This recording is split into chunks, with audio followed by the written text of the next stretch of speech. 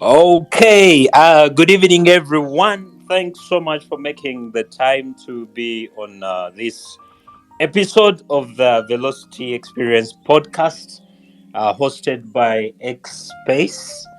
And today we have a guest in the house. We don't have guests every day. Today we have a guest in the house. She's already here, ready to share with us a lot of nice stuff. A couple of housekeeping rules before we go into our topic for today. Number one, if you want to ask any questions, the handle is at Consult Sudesh. If you want to ask any questions, the handle is at Consult Sudesh. Please feel free to ask your questions using that, and then we'll be answering them at the end. Actually, our guest, our speaker, will be answering them at the end. My name is Sudesh Kaka, and I'm the team lead at Sudesh International, where we bring fulfillment to forward-thinking leaders through clarity and innovation. So we're a design consulting firm. We've been doing this for over 10 years, and we love adding value to people. And so before I bring in our guest today,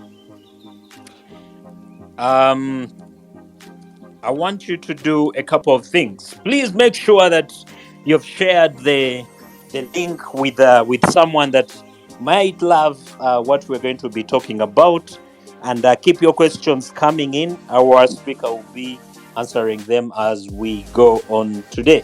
So, have you heard of the saying that it's not about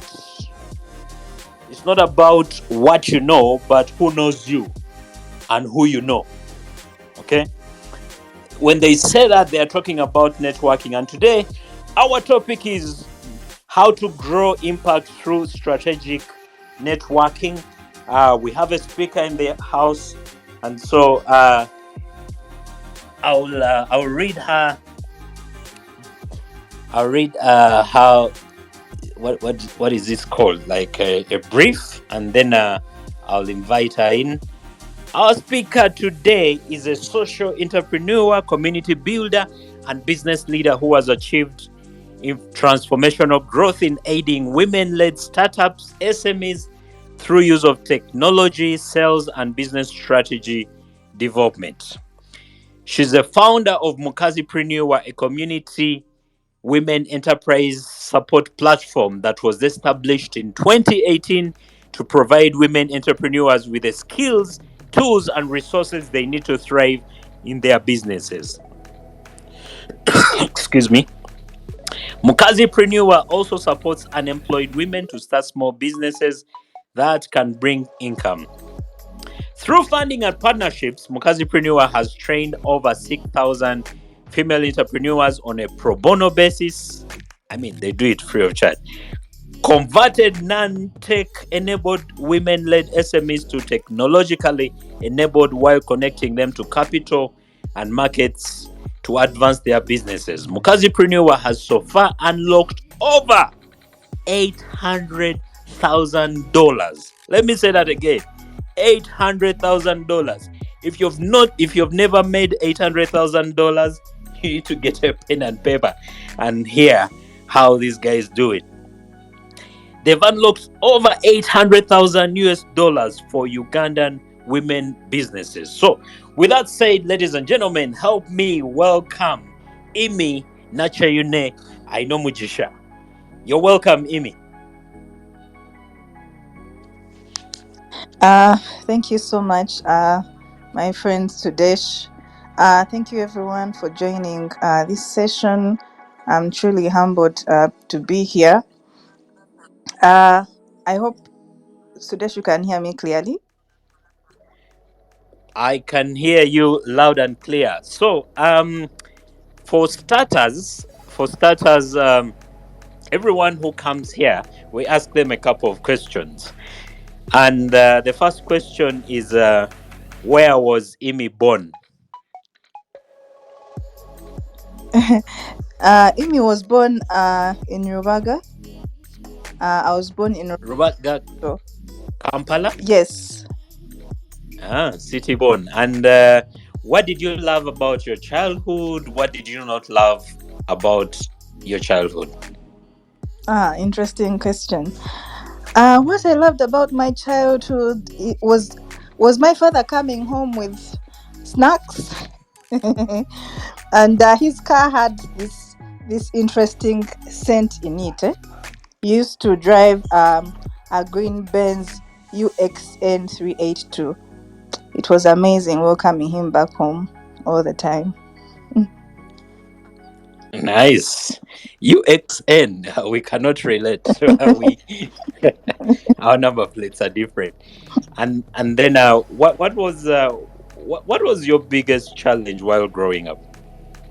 Um, my biggest challenge, I think my mom was a medical personnel, so she used to work at night, maybe like 3 times a week, 4 times a week, and I kept struggling, asking myself, but why doesn't she come home?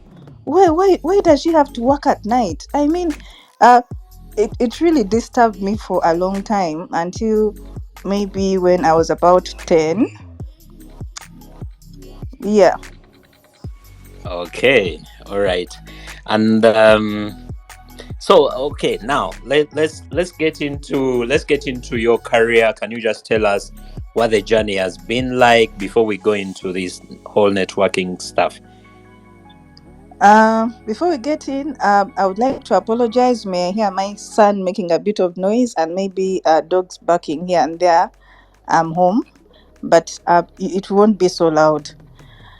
My career, well, like any Ugandan child, I went through primary, secondary, then I got to university and did actuarial sciences. Immediately after university, I signed up for a master's in financial services, and then I got into my 8 to 5 job in a telecom company, and then I realized I needed to do more for my community and country. So I decided to start an organization that skills women. That has been my All career right. so far, and I can say I wake up every day with my uh, hand raised high to just get into the work of impacting women. Okay. Let's just talk about what you do. Reading through the fact that you've unlocked over 800,000 US dollars for Ugandan women businesses. Why is that a passion for you? Why choose that side? Um, well, when I was doing my 8 to 5 job, I kept asking myself, what kind of value am I adding to this country or to the people around me? I kept asking myself, I think I have all these talents, I have all these gifts. Um, how am I using them? Am I using them maximally at my 8 to 5 desk? I realized I wasn't. I said to myself, okay, what do I need to do to put these skills and talents elsewhere? So I decided to start an organization. But also, there was a lot of outsourcing maybe 8 years ago, and a lot of layoffs were happening in my workplace. Today you have a job, tomorrow you don't have a job, and then we are given 1 year contracts. I kept asking myself, I wouldn't want to be jumping job to job, or I wouldn't want to wake up to no source of income. I remember 8 years ago I started my first business to be a fallback position in case I woke up to no job.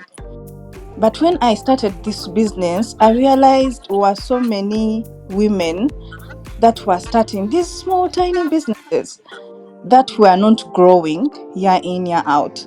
And yet we keep seeing statistics everywhere how Uganda has one of the highest number of women entrepreneurs. And when you go deep into these statistics, we see that although we have a good number of women entrepreneurs in Uganda, when you get deep into the stats, it shows we have the lowest income. So most of the women businesses do not live to celebrate their third, their fifth, or 10th. I say to myself, okay, we have a huge problem here. We have a huge problem that I think I can play a part to solve. Okay. And I know we have men here, but we also have women. But let me ask this for the sake of the women. Why do most of according to what you found out, why do most women led businesses not make it? What is the biggest challenge? Okay, so we did a survey in the community, in the Mkazipreneur community, and realized most women start businesses for short-term survival. A woman will go down and open a shop to take care of needs, say, in the next 2 years. And then it will be purely informal. And then she'll find out bags are doing better after 1 year. She'll switch to a bag, to selling bags, sorry. Then after a year, she realize getting Irish from Kavale to Kampala is more profitable. She'll jump onto that, you know. So we realized women kept expressing the fact that they are starting businesses for short-term survival. And then we ask them, are you willing to nurture this business to have it grow? So that after 10 years, you stand up and say, I have put effort in this business and I am happy by the fact that I've got it from, say, $5,000 of annual revenue to, say, $300,000 of annual revenue. They're not seeing that picture. It was Mm. really just for short-term survival.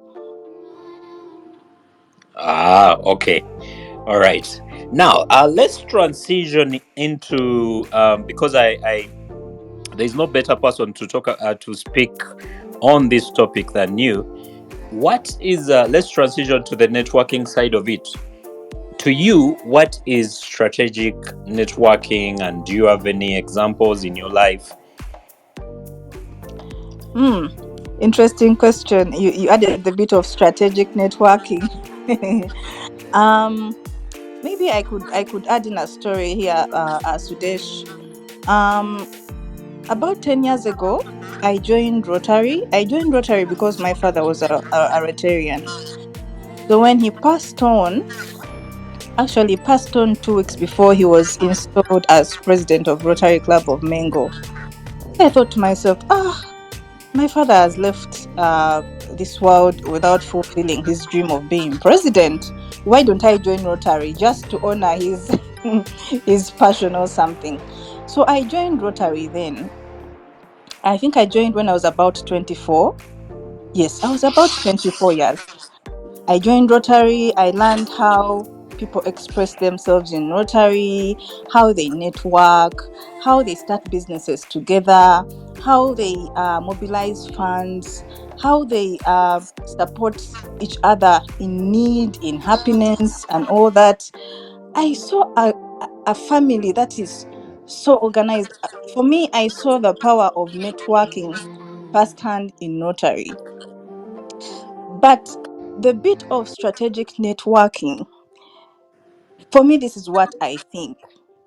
There is you getting into a room and then you're networking, but then you're sharing with someone else what you do. And then they're sharing with you what they do.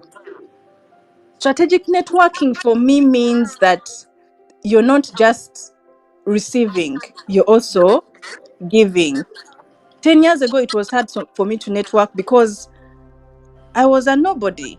I was trying to figure out my career. I was trying to figure out the entire employment space. I was just a nobody. So I would get into a room and say, "Hi, my name is Imi," and that's it. I work here, and that's it. But now I get into a room And networking is so easy for me because I know who I am, I know what I'm working on, I know where I want the vision for Mkazipreneur to go. I'll enter a space and I know people have read about the work we've done in Mkazipreneur and the impact that we've given to the women. Right now, it's so easy for me to network. But 10 years ago, it was so hard for me to network because I felt like I am not giving enough value. I hope you get what I mean, Sudesh. Yes, I do. In other words, you're saying that for you to strategically network, first of all, you must have a vision, know who you are, and know what you can give, and know what you want to receive. Exactly. What I've noticed is that networking, when you're just taking, is exhausting. Everyone asks like, what are you? You're just there to take. What are you willing to give? How about Oh, when working, you talk about collaboration? Because now people do a lot of collaboration. So why the latest networking space is about really strategically networking and say, okay, oh, you do that? Oh yes, we can collaborate. Oh, I know someone you can work with. Oh, I can recommend this to someone. I think a lot has changed when it comes to networking. Right now, it's really strategic networking, like you mentioned. all right. I'm glad you hinted something about the fact that networking is not just about taking, but giving. How do you strike the balance between asking and between giving and taking when it comes to networking? And can you give us like a real life scenario? Oh, that's a tough question. Um. Uh. Let's see. So of late, when I'm networking, while I share about myself and my vision and where I want to go, I'm also an active listener. When you don't listen actively, you won't know any areas of collaboration or any strategic areas of engagement or how both parties can benefit in one way or another. I've noticed that active listening is key now.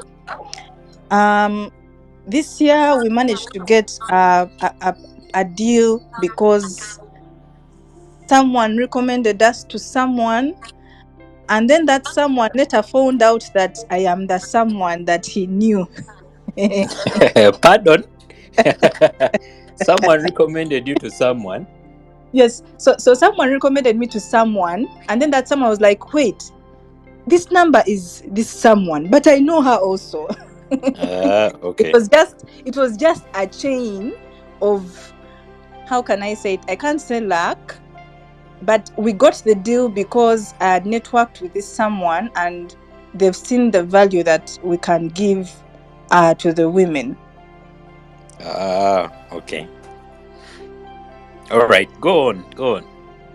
Yes, so honestly, for me, I think it's more of active listening. Yes, you're talking about what you do, what you want to do, but you're also actively listening to the other person and understanding what do they want to do, what's about them, what are their values, who are they, do you understand who they are, do you even remember their name?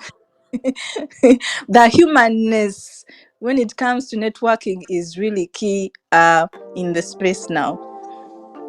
Yeah, it's interesting that you talk about the humanity in networking. Recently, there's a group where I share something every day, and I shared a draft email that I would send out after networking with someone, and it begin. You talk about what someone talked about. If they shared something about their dogs, you say, "Night, thank you for sharing something about the dogs and what." Um, where is the can you just hint more on that humanity within the networking and why it's so important? um Honestly, for me, lately I'm positioning myself in spaces where the people who I want to network with are this year I joined a group for runners. It is called Activate Uganda. We track our kilometers every day, but I noticed that group of people. The group is composed of men and women that have interesting startups. Most of them are founders. Most of them have raised good money from investors. It's a group of people who are disciplined, who take good care of their health, who are building real businesses. I thought to myself, okay, I need to meet these people. But before I meet them, I need to first we need to first do an activity together. So that by the time I meet them and talk about my business and also express my interest about a partnership here and there, we've already have something that gets us together. The 3 kilometers that we do on a daily basis. Uh, I was recently also I recently joined that running club, and I can attest to what you're saying. Now, when you speak about these things, you make them look like they are so easy. If I am, let's say, I'm a 24-year-old person, working on my job, going around my business, and the question that is going through my mind is, where do I even find the right people? How do I start? What would you tell me? Mm. Like I shared earlier, I joined Rotary when I was about 24 years. Believe me, if I hadn't joined Rotary, I don't think I would be where I am. So I got in there and started sitting and engaging with men and women that had started successful businesses.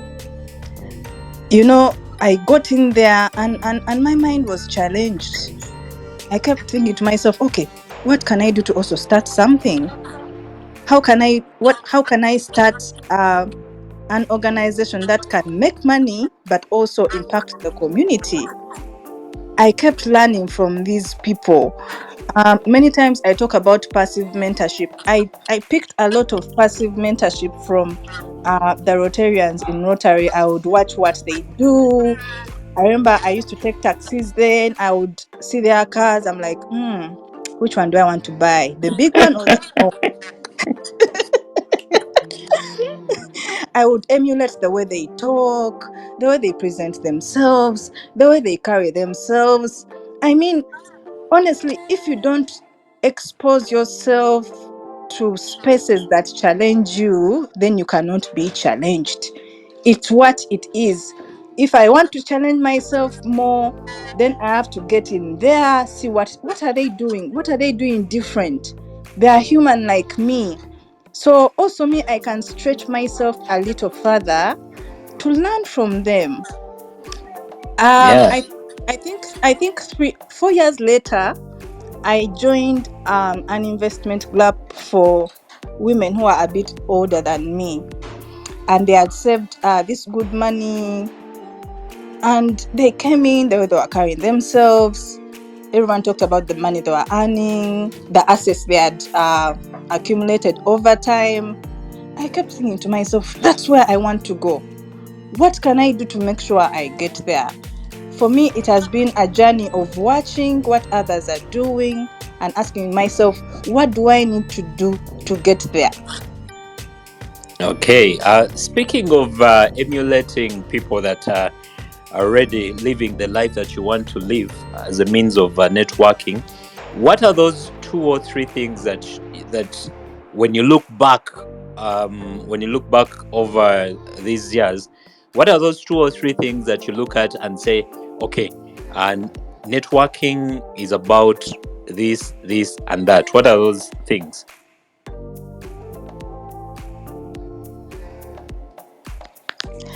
Um, well, networking is about learning, emulating, putting in the work. You can observe and say, for us, we are unlucky. Those people have rich parents. Those people have grandfathers holding their hands. I mean, we've had all these things coming from people, but there is you looking at someone and picking out the values that they have, the values of hard work, the values of consistency, the value of positioning themselves, the value of collaboration, and who they hang out with. I think for me, I paid attention to those things.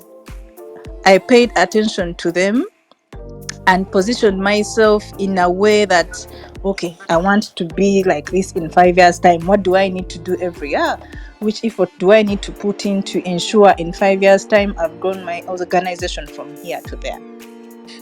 Okay, interesting. Now, which these you've mentioned, you've talked a lot about Rotary. I know there are associations like BNI. What's your take? Do I have to be part of an association? Are there alternative ways for me to network? Honestly speaking, we saw the power of community during COVID. If you're here and during COVID, no one reached out to you, you are not an active member of the church, you do not have, you're not part of any investment clubs or any financial community or Rotary. I mean, Sudesh, we saw how people struggled with mental disorders in COVID because no one was there to reach out to them. That's how much powerful our community is. We see OGs and OBs getting together to participate in leagues or celebrate birthdays here and there. That's all community and that's all networking. Life is about networking. Life is about community. I don't believe anyone was put on this world to do life alone. When you're doing life alone, how will you grow? How will you know what's happening on the other side of the world? Okay, there's a very interesting question here. I was going to wait until the end, but I think let me ask it. This one says, "Is marriage part of networking?"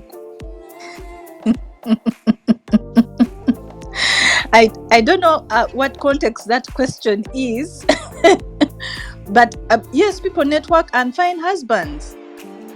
I don't know if the question is in Is in marriage part of networking? marriage is between two people. So, is it part of networking? I don't know. I haven't thought about it. If you have a contribution to that, is marriage part of networking? It's the most it's the most funny question I've ever received. Okay, so moving on. There are people that would listen to you talk, or they would listen to me, or listen to some other person, and they are thinking, wow, you guys can articulate yourselves, you know what you want, you knew what you wanted when you're young, and you know exactly what you want. You've built this organization. But I'm an introvert. I don't like going to crowds.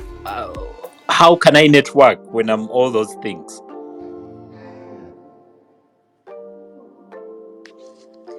Um, Actually, I think I'm also an introvert. Many times I Really? get many times I get into a room and fast freeze. I'm like, okay, especially a room where I don't know anyone. I'll get into the room and freeze and be like, okay, where do I start from? Who do I need to talk to first? Who how how am I dressed? Am I smart? I think we all have moments of imposter syndrome here and there. Many people do it scared. Many people do it when they don't feel like doing it, but it's about understanding the benefits that come out of it. Do it scared, get into the room when you're scared, get into the room and speak while your voice is shaking. I've had many of those moments, but it keeps getting better with time. It keeps getting better with time. You can't be an introvert and you're always in your room. Okay, now let's say as an introvert yourself, how did you learn to speak and have conversations with people, and then and then follow them through, build them to a point where you are either creating impact or making a profit. How did you go about it, or how have you gone about it thus far? Um, like I shared earlier, networking was hard for me when I didn't have something that I've done. Right now, networking is easy for me because before I even talk about Mkazipreneur, someone be like, "Oh, wait, you're the one." I've gone into spaces where people point out, "That's the Mkazipreneur lady," and they're like, "No, no, no, she looks young." I'm like, "No, I'm actually the one. I'm actually the one who started the organization." So right now it's easy because I've built a brand. I've built a brand which isn't just words, it's actually impact. I can stand up with confidence and say Mkazipreneur has reached over 6,000 women. Mkazipreneur has unlocked over $800,000 because we've put in the work. My team and I, we've put in the work and we've put a name on this brand. So it's so easy for me to network now. In fact, it's so easy for me to network in that I have other people who network on my behalf. um 6 years ago it was different. It was really different. I would get and be like, "Who are you? Sorry, again, Mkazi what? Mkazi what? Ah, okay, okay, okay, okay." Interesting. Now, there's and please keep the questions coming in. I will relay them to Imi as we go on. One of our listeners is saying, and I think it ties into what I'm asking. He's saying, "I didn't understand how you identify the group of the right people. How do you join them? Do you walk in and say, 'Hey, I'm here to join you'?" Can you throw more light on that? Interesting question. I don't know if Wilson listened to the first bit when I shared how I joined Rotary. So Wilson, I joined Rotary because my father passed on when he was a Rotarian. So when he passed on, I said to myself, I have to do something that he was doing. So I reached out to a club. I visited a club. I introduced myself and expressed my interest in joining the club. They welcomed me and I started fitting in here and there. But I also visited so many clubs and I didn't fit in until I found my people who I could relate with. So Wilson, I encourage you to visit different communities, engage in environments where maybe your hobbies and OGs are, maybe the games, invest and save with people. There are so many community engagement activities that you can go in until you find your people. It's really a trial and error. If you don't fit in here, you can always move to another engagement until you find the people where you fit in. All right, thanks for that. And now, it would be incomplete if we talked about networking and we do not talk about social media. There's a lot of social media. There's threads. There's what I at some point I lose track. What is your recommended approach to networking when it comes to social media? Very interesting question, that one. So when I started Mkazipreneur, one day I woke up and unfollowed all people that do not add value to me on Instagram, on Twitter X, on Facebook. I unfriended them. I started following women who are doing things that I'm interested in, men who are building organizations that I'm interested in. Sorry. I started following aggressive women in Kenya, in South Africa, in Nigeria. This year I took a trip to Kenya to visit those aggressive women that I've followed for quite some time. And I can tell you, I came back with a different perspective. Already, these women inspire me every single day when I get onto my phone. So I follow these women in Nigeria, and they're always going after these projects. They're always launching partnerships. As soon as I get to my Instagram like this, I'll see one of those women have signed a partnership with, say, USAID. Some of them have gotten programs, say, under visa, you know. So as soon as I get onto my social media platform, I'm already challenged. So social media is so powerful depending on the way you use it. I observed a woman in South Africa organize an event, and she made a profit of about $20,000 after the event. I decided to do the event here. Of course, for me, I didn't make a profit of $20,000. But the mere fact that I saw what she had done in South Africa and thought to myself, maybe I can do it here as well. And I did it. That shows that there is so much that we can learn through social media. We can learn and implement, because honestly speaking, most of the problems that are faced in African countries are the same. Instead of reinventing the wheel, you can see what people are doing in their countries and you do it here. It's amazing. Yeah, speaking still of social media, I know there's one or two people that are listening to you and they say, you know what, come on, like, when do you loosen up on social media? Some meme lords, people that post memes all the time, are saying, who isn't posting memes part of also connecting?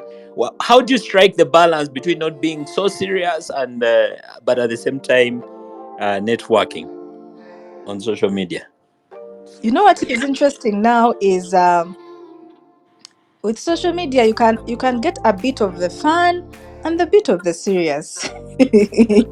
It's always a balance of the two. You watch serious post on X, and then in between there you see a nyege video, and then you laugh about it, and then you move on to something else. I mean, they always pop up. The TikTok videos always pop up on the statuses that we view. For me, I find the humor there, and I limit it. I realized I can't watch TikTok videos continuously. You can spend over 2 hours just watching TikTok videos, you Mm. know. So for me, I have a limit, and over time I've developed the discipline of knowing how to limit the amount of social media and the type of social media that I consume. Yeah, speaking of type, from your experience, what is your most preferred platform, and can you share a few tactics on how you use it to network?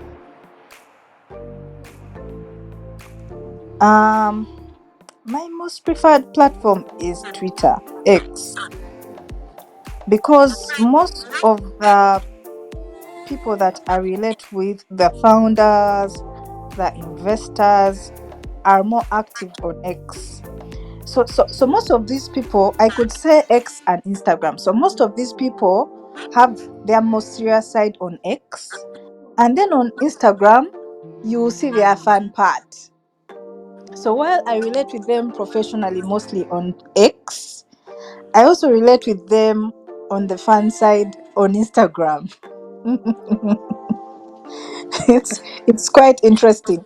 And then on LinkedIn, I get to listen to their stories because they post paragraphs and paragraphs of things that they've done. Okay. So, uh, do you actually track the productivity of your networking events? How do you know that you're making progress when it comes to strategic networking? Um, I've had a number of people reaching out to me after seeing the work we've done on say Twitter, sorry, X. There are a number of partnerships that we've got through social media. There are people who have watched the videos of us skilling the women. There are people who have watched the programs that we've executed on our website. So we've got a number of partnerships through use of social media. Okay. Now, moving on, we have just a few minutes, but so many questions. But I'll ask. I'll make sure I'll ask them. You talked about learning, emulating, and putting in the work when it comes to networking. Let's go to the part where you put in the work. If I want to become a great networker, where do I start? Let's say tomorrow morning, 8 a.m. What's that one thing that will get me started?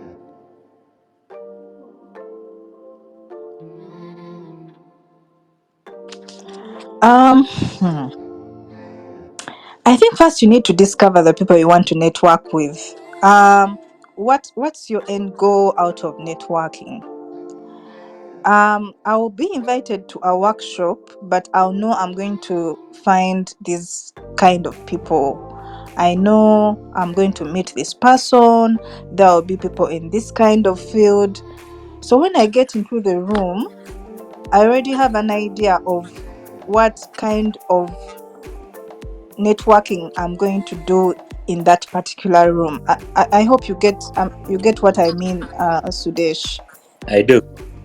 So if someone is going to wake up today and say I'm going to go somewhere tomorrow and network, they have to first think, who are the people who I'm going to find in that room?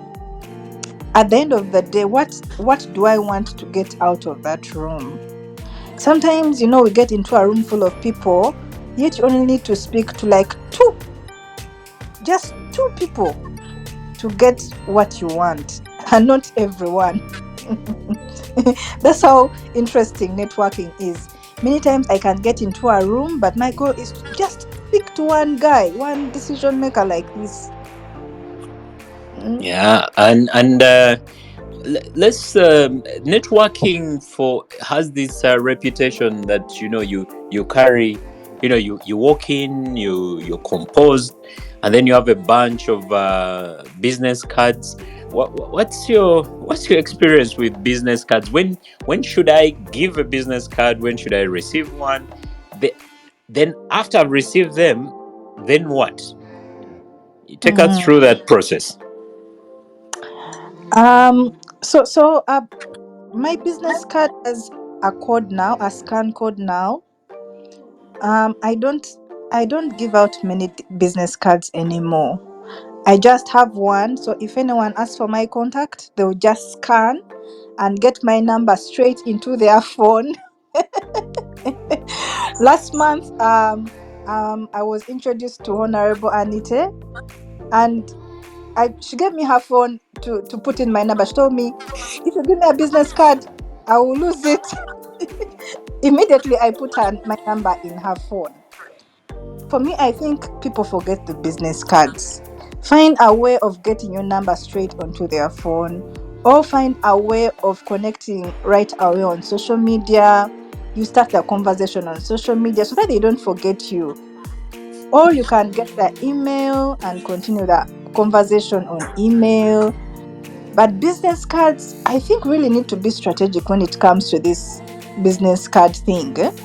How do we make sure people don't throw away our business cards? Or the question is, are business cards necessary in networking? Right now, for me, I don't think they are. Okay. So I heard of this weird way that one of the salespeople did their networking.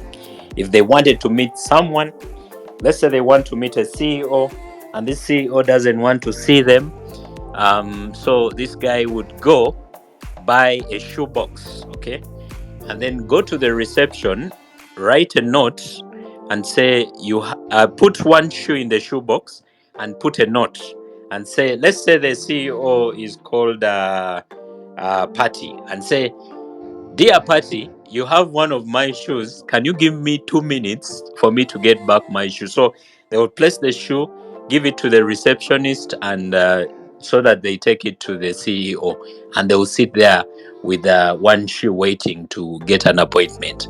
What is the most weird thing you've done when it comes to networking that was also memorable? I'm an introvert. I avoid weird things. and Oh, and and for me, I've really been strategic and intentional about my networking right from the start. I don't think I've had any embarrassing moments so far. you've never had any embarrassing moment? Nope. No. Ah, okay. All right. And we have two questions here. Please, if you have any questions, submit them in. The handle is at Consult Sudesh.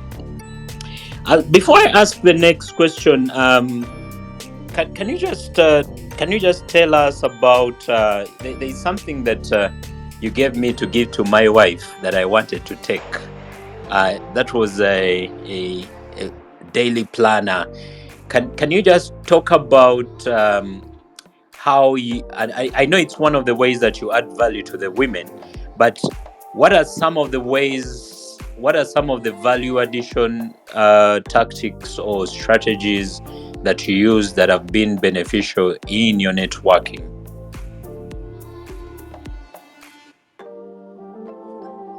So we focus so much on continuously doing needs assessment sessions and surveys in the community. And over time, we keep pivoting on what we are delivering to the women. One of the products that we came up with, the planner that I shared with you, we realized discipline is really hard when it comes. You can't be a successful entrepreneur if you're not disciplined. It's a fact. That was a product of so many women expressing the fact that they are failing to hit their goals. They are failing to hit their daily goals. They are failing to hit their weekly, their monthly. So we thought to ourselves, what product can we make for the women to help them track some of these things? In addition to that, we do vision board sessions at the end of the year. We do quarterly reviews of strategic goals that have been set. It's sort of like a guide to help these women keep track of their goals and aspirations. Okay. By the way, if you're not, if you're a lady and you need to build your entrepreneurial discipline, I would advise you to look out for that journal.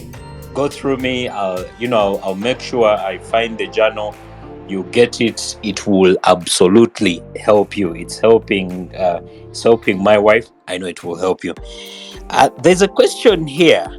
How do I add value on social media as a form of networking? That's a very good question, because I keep asking myself that question every day. I keep asking myself, is what I'm posting on Twitter adding value? Will it speak directly to my stakeholders, to my partners? Will it in any way impact their thoughts towards me or the organization? Those are the questions we continuously ask ourselves before we post anything on social media. My advice to the person who has asked the question is for them to find their niche. For me, I may post a few of my thoughts here and there, but I always focus on posts that are in line in ensuring adding value to women, adding value to women entrepreneurs, policies that can boost women entrepreneurship, maybe news about women entrepreneurship. I've tried to make sure my brand really focuses in that line. Okay, and for example, just give us an example of what you would post on X, let's say after this talk. After this talk, of course, it's so easy. I would say uh, I'll post a snapshot of. I've already taken a screenshot of all of you here, by the way. So I'm ready to post. Just concluded a session to talk about impact of strategic networking and how I've used networking to grow my brand. Or nice.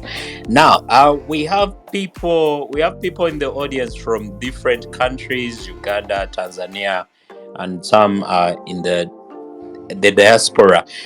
Let's just talk about briefly how do you approach people from different cultures?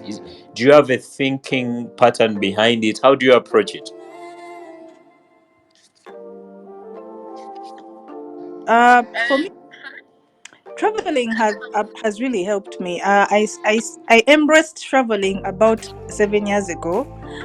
I realize whenever I travel and meet different people and embrace different cultures, I come back and have a different perspective towards life and a different perspective to the way I approach things. When I traveled to Nairobi and observed firsthand how aggressive the women there are, I came back and challenged my team. I'm continuously doing the same. I'm like, okay, I met these people, they are doing these interesting things. How can I do them better? Okay. Oh, now, still on the culture bit of it. Let me give an example. Like when you go to the Arab world, the women don't really they cannot be in the same room as the men, and when you go to certain communities, the genders don't mix. Have you encountered such, and then how did you go about it and still was and still succeeded at being an effective networker? Um, for me, I think when I go to a place, I really respect the culture that's there, and I embrace it the way it is. It's hard for you to just get into culture and impact it immediately. So for me, I embrace and respect culture when I travel to such areas, and that's it for me. Okay. All right. Let me see if we have any questions. No, it's just comments. Southern Lady Boutique, I think she's replying to what I asked about. Someone asked about marriage. She's saying, yes, marriage is relationships of your wife becomes yours too. That was the question about whether marriage is part of networking. All right. With that said, ladies and gentlemen, we've come to the end of our session today. I would ask Amy if you have any closing remarks for this. Please, in a minute, feel free. Closing remarks. Thank you so much, Sudesh, for this conversation. Thank you, everyone that has joined in and listened and submitted questions. Please check out Mkazipreneur, see the work we are doing. Send us women entrepreneurs that you think could benefit from our different programs. Our programs are free, we do not charge. Our goal is to ensure a woman entrepreneur grows year in, year out. Thank you so much.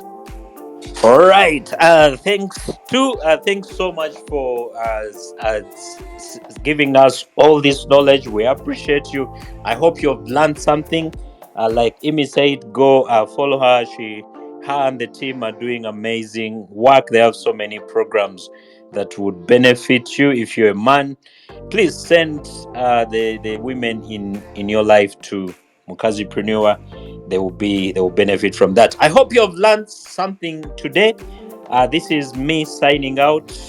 Adios, muchachos. Bye bye.